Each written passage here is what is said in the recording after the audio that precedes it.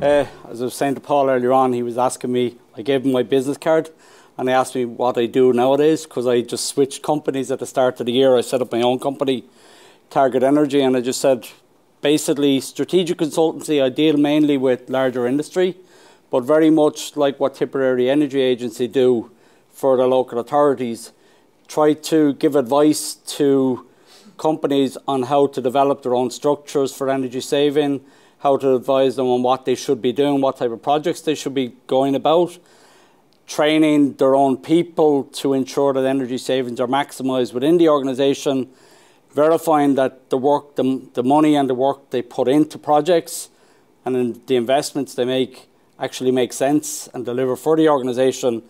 And 50,001 support is a sort of the energy management standard, the international energy management standard. So I suppose from that point of view, it's really what the likes of Paul and Seamus do on an ongoing basis with the projects that you work on. So what I was asked to talk about today was energy performance contracting and how that can work.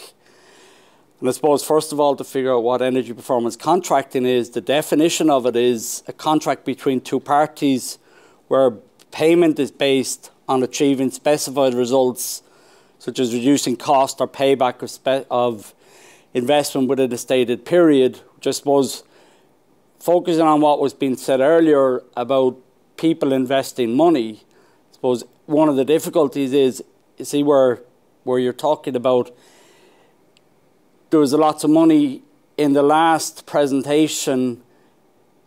It was seen as a surprise that people invested their own money in the projects. It's probably one of the biggest barriers to performance contracting going ahead, because if you have a performance contracting company, an ESCO, invests a lot of their time and a lot of effort and a lot of money into telling you what the right solution is to your business, or what the right solution is to your household, and then you decide at the end of that you're going to take all of the work that the ESCO did and say, thanks very much, go away, I'll do that myself with my own money. So you see, that's where one of the barriers is introduced to performance contracting. So what is an ESCO? It's a firm which provides services of design, construction and conservation measures under energy performance contracts. So an ESCO can be anything from a company who builds a hotel for you on a performance contract to a company who comes in and insulates your house under a performance contract. It could be anything from one end of the scale to another. So this is a slide just showing the structure, whether it be a public authority or building owner. They own the structure that the contract is related to saving energy. The ESCO does the work. Who pays? The ESCO will have some element of payment related to the work they do. It may be completely 100% based on energy savings, or it may be a small portion of the payment based on energy savings. Okay. Interesting points from the perspective of ESCO'S. This is a UN report in 2011 which estimated that 3.5 million jobs in the EU and the USA could be brought about through energy efficiency in building projects. And that was based in France. The Minister for Energy, Ecology and Sustainability estimated that every 1 million euros is 14.2 jobs. So 60 billion euros within the European region will be 850,000 jobs. And I suppose from the point of view of the economy in Ireland and the economy in wider Europe, it's not something that can be ignored if something like that can be achieved. So what are the drivers for performance contracting? Was cost savings. Obviously everybody wants to save money. Corporate social responsibility at the larger sector, the larger organisations want to be seen to be green. Renewable energy directives, the renewable energy action plans, the recast energy performance building directives, Energy Efficiencies and Energy Services Directive, Water Framework Directives, we can see all of the drivers that are there for energy efficiency can equally be seen as being drivers for performance contracting. Especially in the framework where, as we're all seeing at the moment, it's not that easy to get capital. So if we can utilise that as an opportunity, it's something that should be worked on. So I suppose looking at payment for performance contracting, how does it come about? Can either be through shared savings, where there's a share of the savings withheld by the organisation where the project is done, and a share of them goes to the performance contractor. Now, for larger multinational organisations, for larger companies, that was the way that it was done in the States up to the Enron scandal. And after the Enron scandal, that stopped, because it was seen when there was various different amounts of money changing hands every month, and there was sort of questions over how much was saved. It was seen as being too much of a risk for money going untoward, going to different directions that it should be. So to a large extent, it's moved from that into guaranteed savings, where where the organisation doing the work guarantees you savings, and provided you meet those savings, you get paid a specified amount of money periodically for the length of time of the contract. Okay? And then the last one is chauffage, which I suppose is very much the larger projects where we see CHP projects, wind turbine projects, where effectively I'll put up a wind turbine, you can pay me 15 cents per kilowatt hour, you can pay me 8 cents per kilowatt hour. That's how I regain my money. So these are the typical payment structures. You can have a mixture of them, but that's generally the payment structures for EPCs. Suppose, what are the challenges and barriers? We can all see that there's merit for performance contracting. So what are the challenges that exist? I suppose lack of financial imperatives, lack of reasons that it must be done. It's like doing nothing is always an option for companies. There needs to be a driver to try and make it done, whether that be within an organisation, whether it be at a community level, or whether it be at a national or European level. Something needs to drive things. So maybe the framework directives or the services directives can assist in that way. Access to finance, it's a driver towards performance contracting, but it's also a barrier to performance contracting, because from the point of view that it's a bit like looking at getting a mortgage. You could get a mortgage at a low rate of interest. If we look back at the times when you could actually get mortgages in Ireland, you could get mortgage at a reasonably low rate of interest, or you could get a subprime mortgage. So what was the difference between getting a low rate of interest and a subprime mortgage at a really high rate of interest? Is basically the risk that's involved in the project. The risk that's involved where the bank's lending you money, if they see you as a risk of not getting paid back, the interest rate gets higher. So from the point of view, if you look on performance contracting, the riskier the project, the higher the interest rate, the more difficult it is to get capital. Okay? Lack of actual technical data, whereas listening to the seminars earlier on, you're talking about statistical data proving that savings are actually made. Well, you're looking at from the point of view after the event, proving the savings were actually made, but you're looking at before the event, you want me to invest my money into your project on the basis that you think you're going to make savings, but you don't have technical data to back it up. Okay? Mistrust of the ESCO market. On the one hand, the organisation doesn't trust the ESCO. They see the ESCO as being somebody who's coming in to take their money, to sell them snake oil. And on the other side, you have the ESCO's mistrust of the market. They see themselves as having to put loads of effort into selling a project to you, delivering the information to you, and you say, thanks very much, I'll take that information, I'll go in, I'll do the project myself, I won't get you to do it. So the ESCO has lost money. Okay?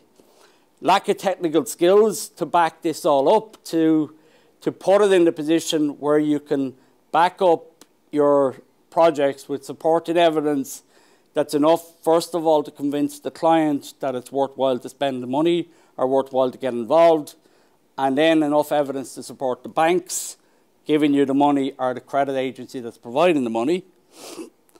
Procurement fears from the public sector perspective. We heard people talking about, you were talking earlier on about multi-annual budgets are things that you can't get to, and you're now trying to convince the public sector to do something that they're not used to doing, which is really interesting because I had involvement in 1992 with one of the first real ESCO'S in Ireland, which has probably never been heard about by most people in this room.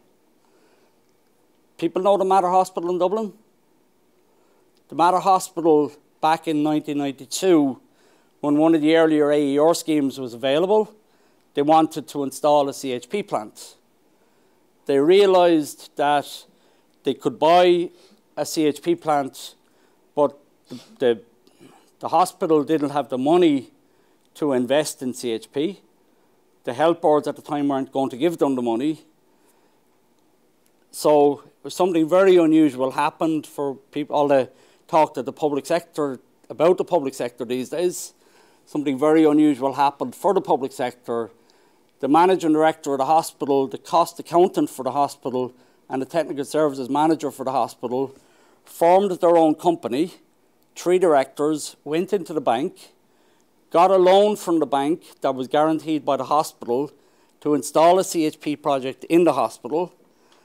They put the CHP plant in, sold electricity and heat to the hospital, and paid back the money to the bank. And at the end of the time, the CHP plant became the property of the hospital. So it's an example of an ESCO project that was done back in the days when nobody spoke about ESCO'S in Ireland. Okay? ESCO'S have now become a big buzzword that everybody wants to know about. I happened to be at a training event. I was doing training in France 5 years ago, and they were talking about the various work that had been done in ESCO'S throughout the world. And one of the things that was said to me was that, we said to the group was that you can't, with an ESCO, you end up having to put forward a contract.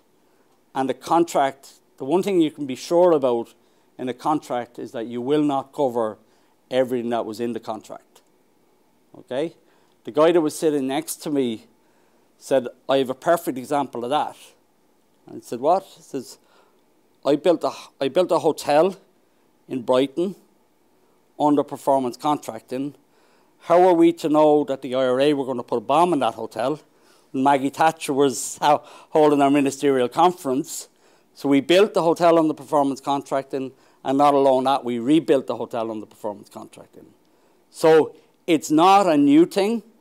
It has been there for a long period of time, but it's just, it goes in waves, it goes up and down. The only place where it has really taken off to any great extent is in the USA and Canada, which are more capitalist environments. Anywhere where there's been sort of strong government support tends to go away from it because there's less capital profit to be made. But I suppose nowadays what we're seeing is there's less government monies available, so we're now turning back to where can that money come from. Okay. So when we speak about performance contracting, and we say that payment is going to be on the basis of savings, has anyone ever seen an energy savings meter? Because the problem is you can't measure what doesn't exist. So you're trying to prove that after the event that savings happened, but you can't, there's no such thing as we'll put in a meter and measure it. You're all the time talking about analysing what we think we saved. So verification of savings is crucial from the point of view of performance contracting. So it's a process of using measurements to reliably determine actual savings created, but there's no definitive measure of those savings. So the whole question then becomes, well, how much do we want to invest in determining what the savings were? Is it 1% of the cost of the contract? Is it 5% of the cost of the contract? Is it 10%? Is it 20%? Because the problem with it is the more money you invest in verifying the savings, the less profit the contract makes. So it's purely like it's a case of balancing uncertainty. You have a case of balancing how much do you want to spend versus how definitive you want to be that you made the savings. So on the client's point of view, they want to be absolutely certain that the savings were made, but they don't want to pay for them. Whereas on the ESCO side of things, he wants to get paid. So there's always a case, well, if there's too much certainty, there may be an issue and I mightn't get paid. And he doesn't want too much of the money from the savings to go into that measurement of verification. So you can see that it's really a balancing act and there's no correct answer as to how much should be spent on verification.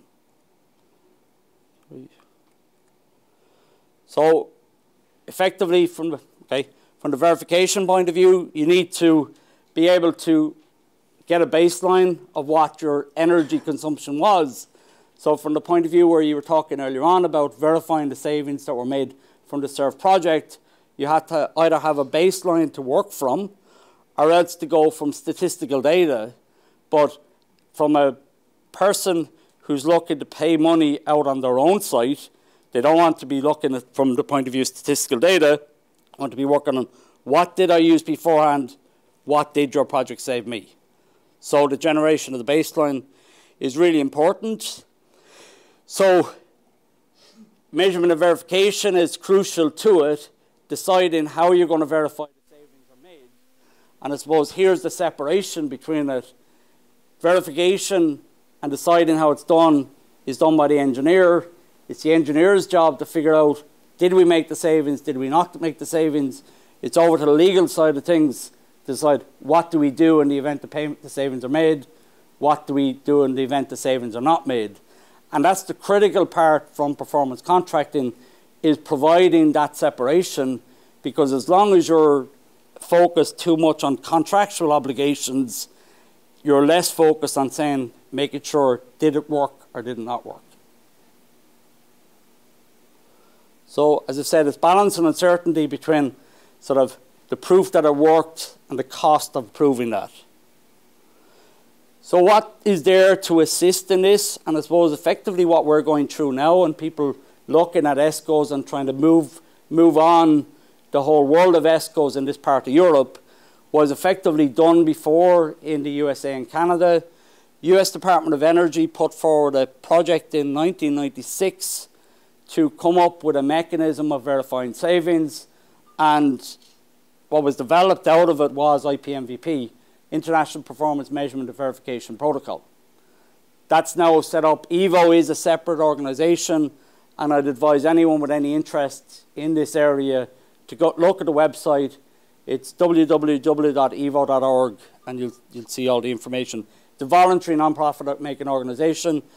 That book is available on the web for free. Okay? The vision of it is a global marketplace that correctly values efficient use of natural resources, and the mission you can read there, and I suppose that's exactly what the SURF project is all about, and what most of us in the room are working towards. The approaches that are made are detailed in it. Effectively, retrofit isolation is deciding, can we determine the savings from measurement of one key parameter, sort of heat usage in a building versus degree days. Okay? All parameter measurement is where you're measuring everything that happened isolated to a particular project, which is maybe suitable to a chiller plant or a boiler plant. Or back to the more simple one, utility bill comparison, where you have all of the information for your utility bill going back into time. And I suppose the last one is computer programming, but computer programming where you develop a model that's calibrated against actual data after the project is done, develop the model, implement the project, keep calibrating the model till it actually reflects what was done, your actual usage, and then turn off one by one the retrofit measures, and that will tell you what you should have saved. Suppose from the point of view of any project, how you verify or how you are going to verify it needs to be decided beforehand. If you end up in a situation after the project is built where I say the project is saving and you say the project wasn't saving, well, you're at a conflict that you're never going to resolve. So how you do that is decide upfront how we're going to do it in detail, and the measurement and verification plan as outlined in IPMVP will guide you in that regard. Suppose to be able to see how, when we see the issues as regards trust, the issues as regards people, that they sort of how competent they are doing it, there is a certification program available for people in that area. I suppose, how did I get involved in it? I have links with two organizations effectively. The Association of Energy Engineers is based in the USA, and EVO, which is the organization that developed IPMVP, I represent them here in Ireland. One of the interesting things about EVO, as an organization that started out the other side of the world, and in Canada was effectively where it started, where the main actors come from, their executive director, for the first time they appointed an executive director last year, full-time paid member of the organisation, and he comes from the UK. So we could see more of that emphasis moving over to this side of the water over time. Okay, that's all. Thanks very much.